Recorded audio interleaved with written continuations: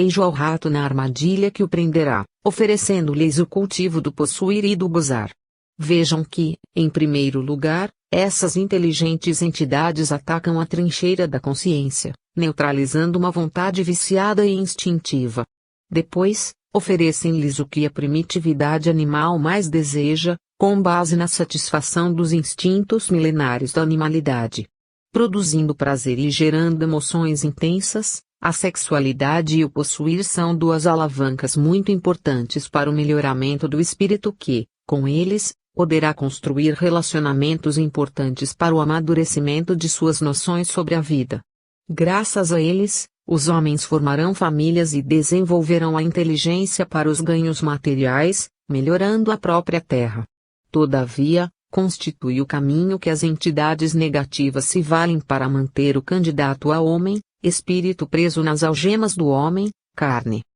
Por isso, aqui em nosso centro, não temos trabalho somente com os encarnados em desequilíbrio material ou moral, nem somente com os espíritos que chegam no estado de perturbação e ignorância que vocês tão bem conhecem.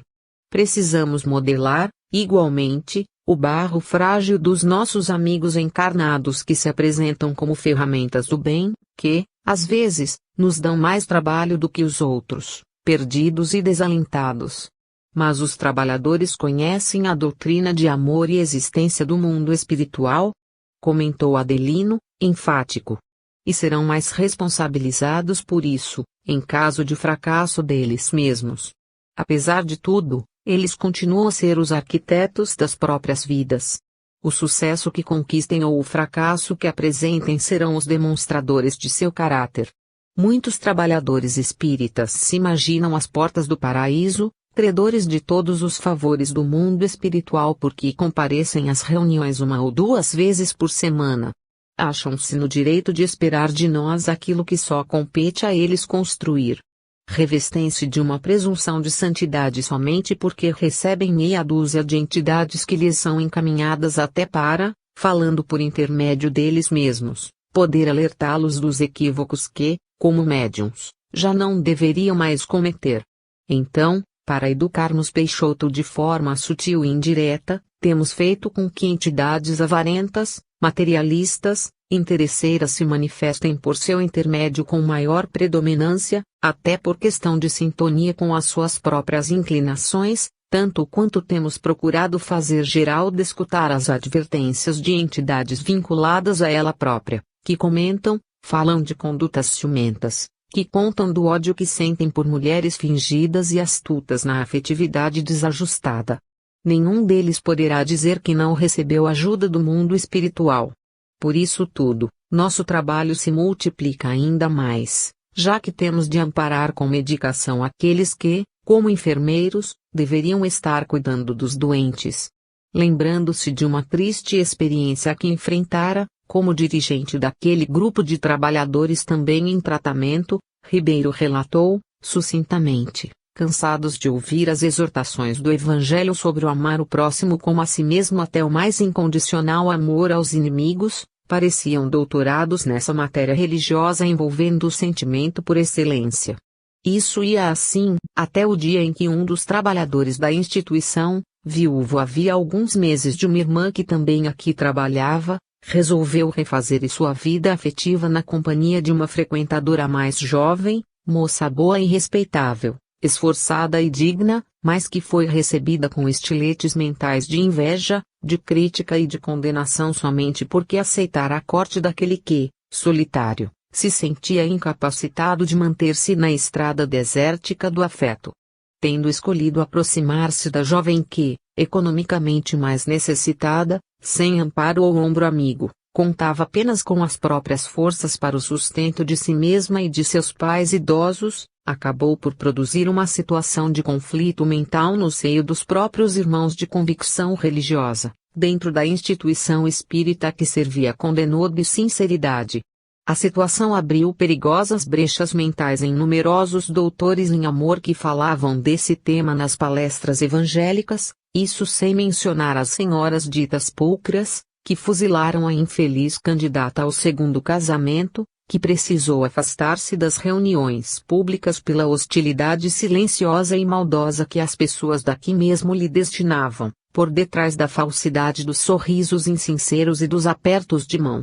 Nesse período, tornou-se maior o assédio das forças inferiores junto dos trabalhadores e dos frequentadores da casa, impondo-nos um significativo esforço das defesas vibratórias para compensarmos os desajustes nas tarefas de resgate dos sofredores.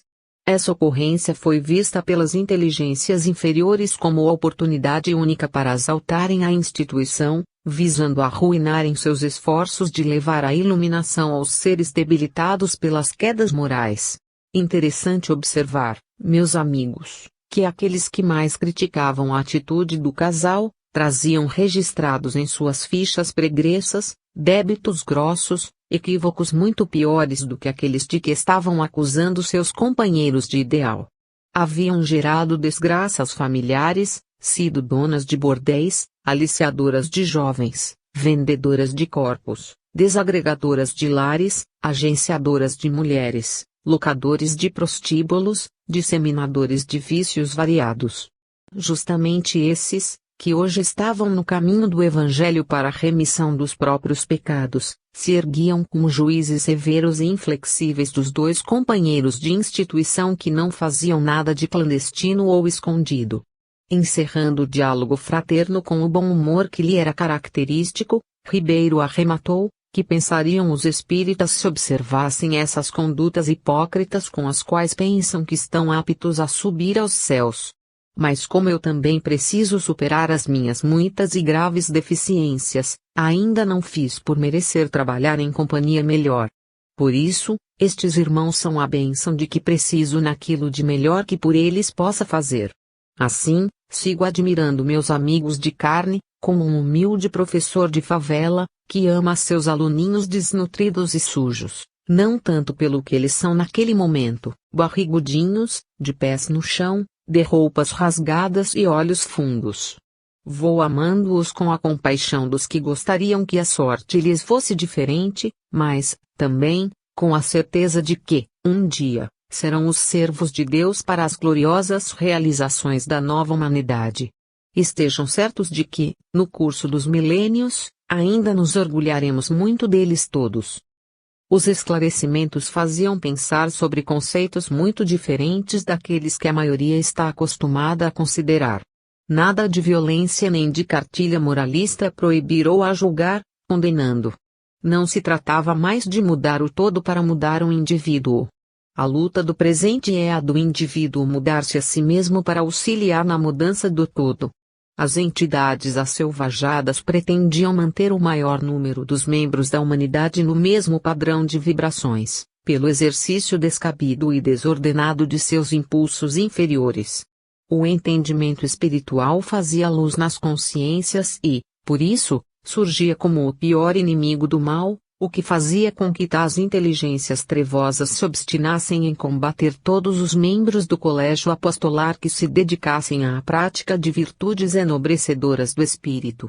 Ridicularizar os exemplos de nobreza, negar-lhes espaço nos meios de comunicação, fazer a exibição do grotesco através do enaltecimento da arte lixo, reduzir a harmonia musical a grunhidos e gemidos, a ruídos tribais. Transformar a pintura em mistura grotesca e desarmônica de cores, valorizar a mensagem depressiva, estimular a corrupção e facilitar os escândalos políticos, apequenando os representantes do povo aos olhos dos próprios eleitores, atacar as lideranças religiosas cujas virtudes morais de resistência eram perigosas fortalezas lutando contra a ignorância e o mal. Tudo isso eram mecanismos de ação diretamente orquestrados pelos dirigentes trevosos que, assim, tentavam garantir espaço na mente e nos sentimentos dos homens, sem perder o controle que exerciam sobre eles. Este seria o teste final para todos, os que cultivassem o mal e os que se opusessem a ele poderiam assumir seus postos, porque não lhes faltaria a oportunidade de mostrar em que trincheira se encontravam. 13. Preparando a excursão.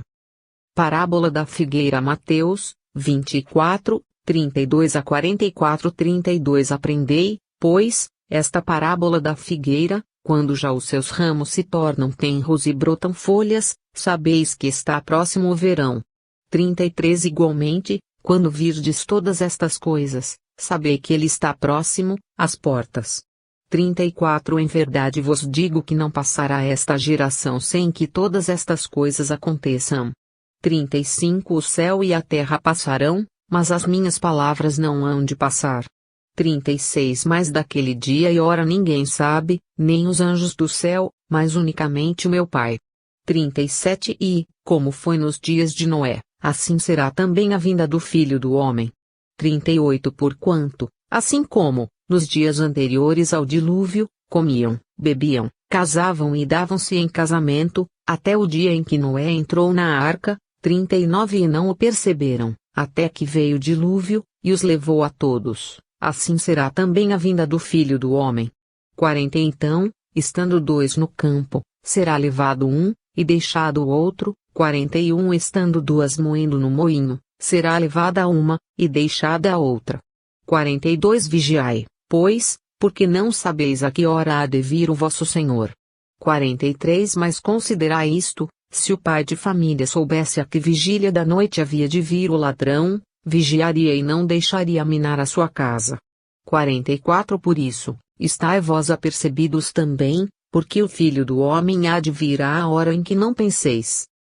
Enquanto se empenhavam em atender às inúmeras atividades que aguardavam pelos dedicados trabalhadores espirituais nos diversos setores da instituição espírita, a certa hora da madrugada foram surpreendidos pela chegada do insigne médico dos pobres, o bondoso Bezerra de Menezes. A presença do amável benfeitor encheu o recinto de balsâmico vigor, infundindo ânimo, esperança, alegria, meditação, reverência, emoção em cada coração que lá se unia para a vivência dos postulados do Cristo vivo. O magnetismo daquela alma se impunha sem necessidade de palavras ou gestos.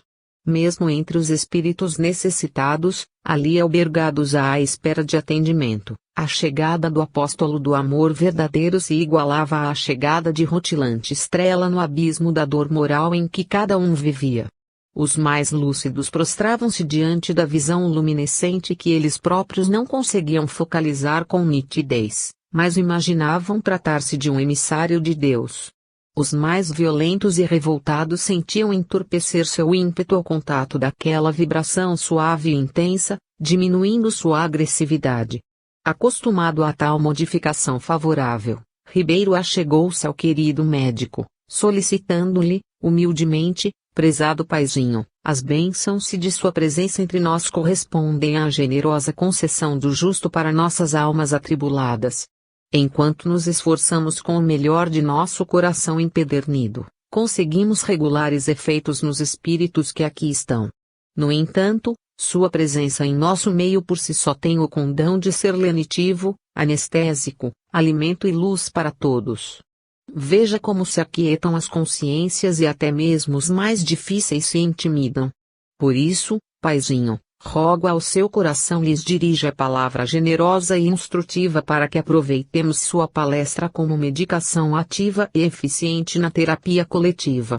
Entendendo o alvitre de Ribeiro, Bezerra o abraçou, trazendo-o ao seu lado e assomou à pequena elevação de onde poderia ser visto pela maioria dos que ali se encontravam asilados temporariamente, à espera de transporte para seus destinos ou de tratamento para seus problemas. Como se os dois espíritos luminosos se fundissem em uma única aura rutilante mesclando os nuances de róseo, dourado, verde e azul, a pequena tribuna tornou-se um sol iridescente, fazendo silenciar todo o ambiente e atraindo todas as atenções. Amados filhos de Deus, irmãos de sofrimento, trago-vos a palavra da esperança albergada nas asas da fé raciocinada. Prometeram-lhes o paraíso de venturas ou o inferno de tormentos.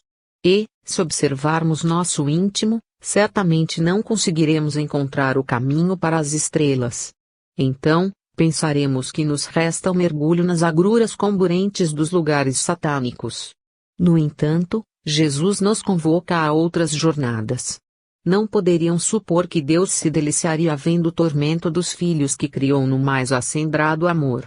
A misericórdia nos convoca a modificar nossos sentimentos, alijando a pesada carga do rancor, do desejo de vingança, do ódio contra um irmão mais enfermo do que nós mesmos. O mundo melhor não possui lugar para esse sentimento perturbado, descontrolado e sem base no amor. Poderemos pensar que, dessa maneira, a justiça estaria sendo burlada, mas, em realidade, a grandeza de Deus não precisa do nosso ódio para que a sua justiça funcione com perfeição, já que ela não é feita de vingança. Enquanto odiamos nosso perseguidor, nos igualamos a ele.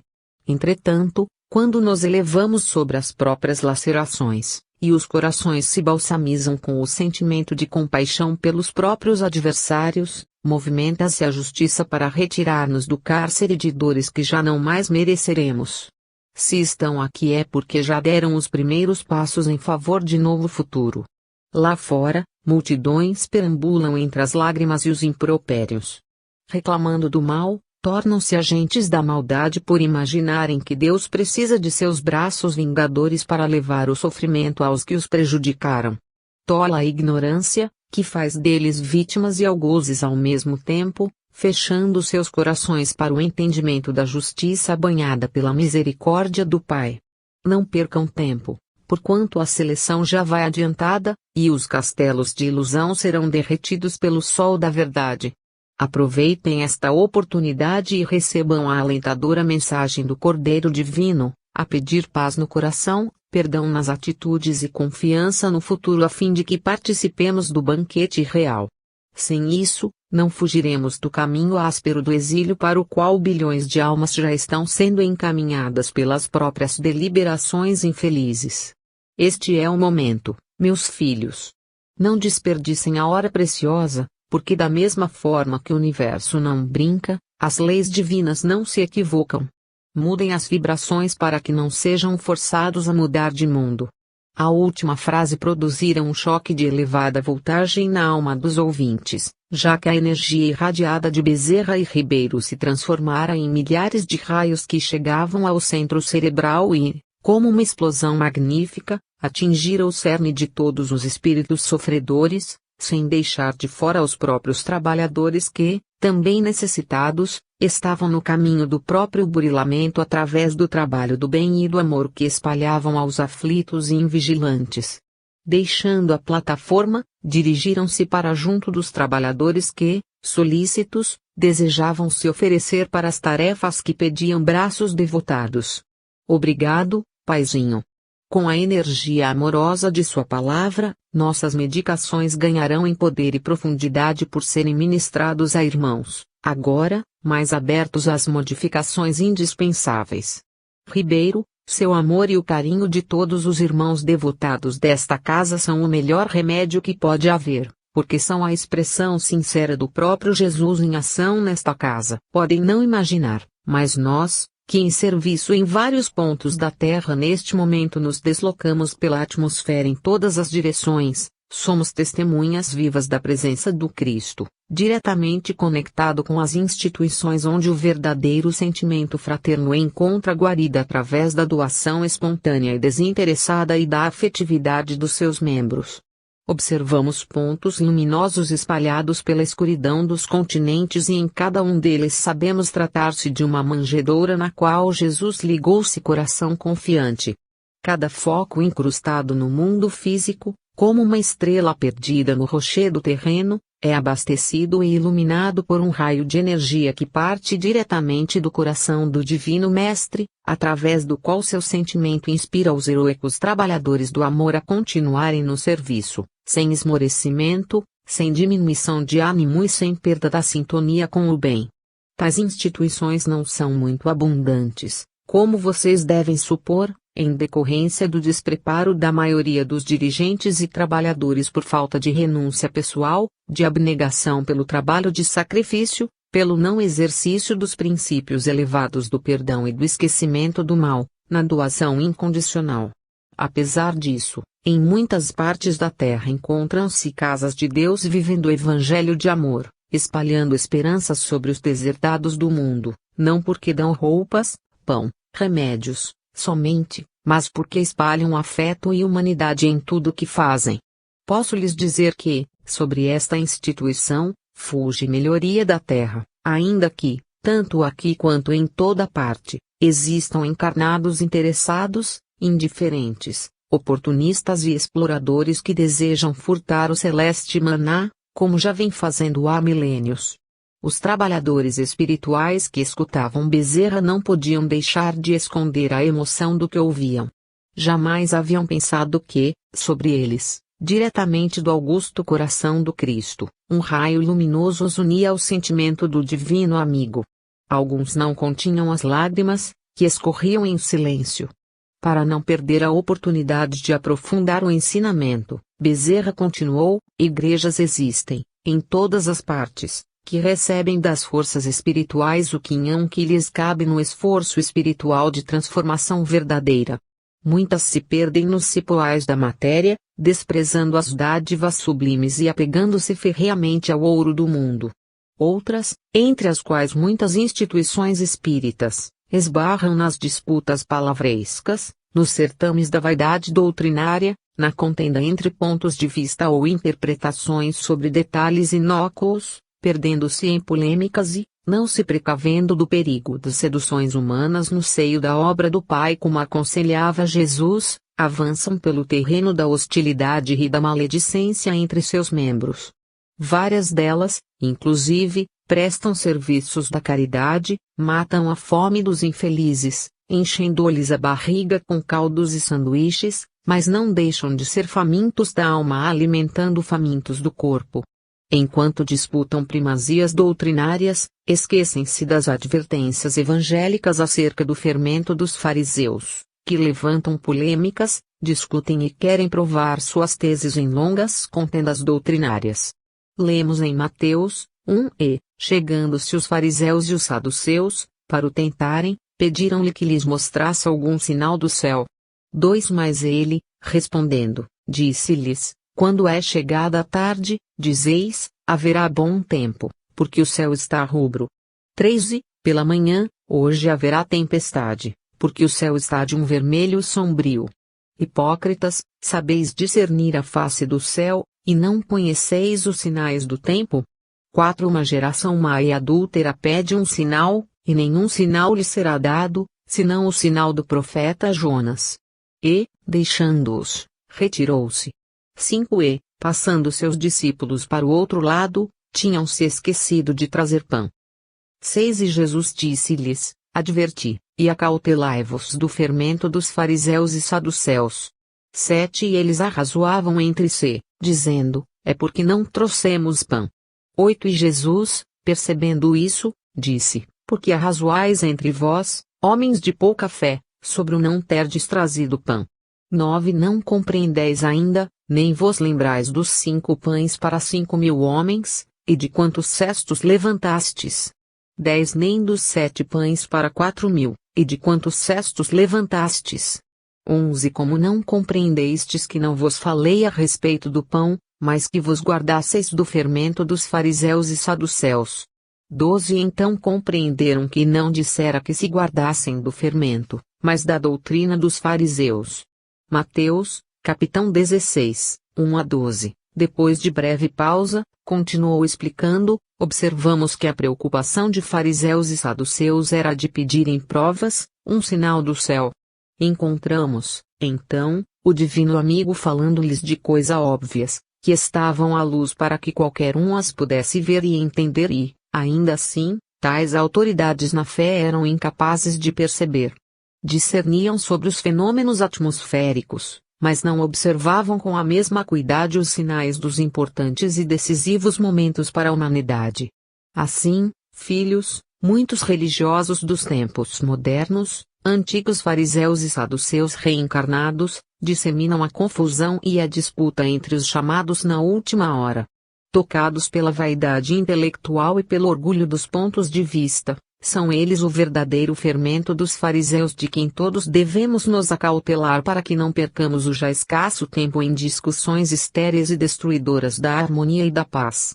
Os que sofrem esperam pelo lenitivo que lhes restaura a fé e a confiança em Deus.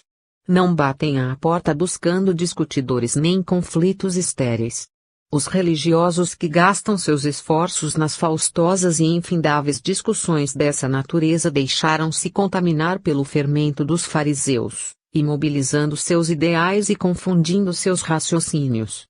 Gastam em palavras o tempo e a energia que, se fossem consumidos através da prática do bem junto aos semelhantes, melhor demonstrariam o valor das teses que defendem, graças aos efeitos práticos das atitudes, transformando outras vidas.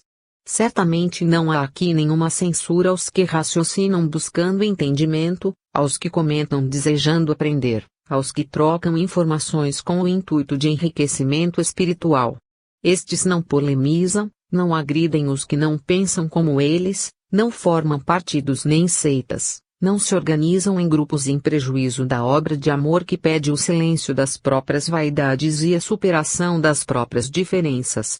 Se todos aprendêssemos com os ensinamentos espíritas, veríamos dissipado esse véu ilusório pela palavra orientadora e amiga com que o Espírito de verdade, o próprio Jesus, alerta os trabalhadores verdadeiros da obra do Pai, encontrada sob o título: Os obreiros de Senhor. Aproxima-se o tempo em que se cumprirão as coisas anunciadas para a transformação da humanidade. Ditosos serão os que houverem trabalhado no campo do Senhor, com desinteresse e sem outro móvel, senão a caridade. Seus dias de trabalho serão pagos pelo cêntuplo do que tiverem esperado.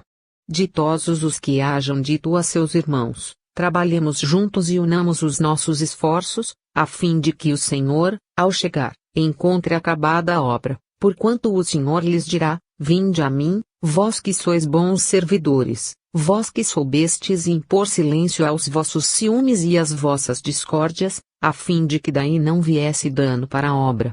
Mas, ai daqueles que, por efeito das suas dissensões, houverem retardado a hora da colheita, pois a tempestade virá e eles serão levados no turbilhão. Clamarão: graça! Graça!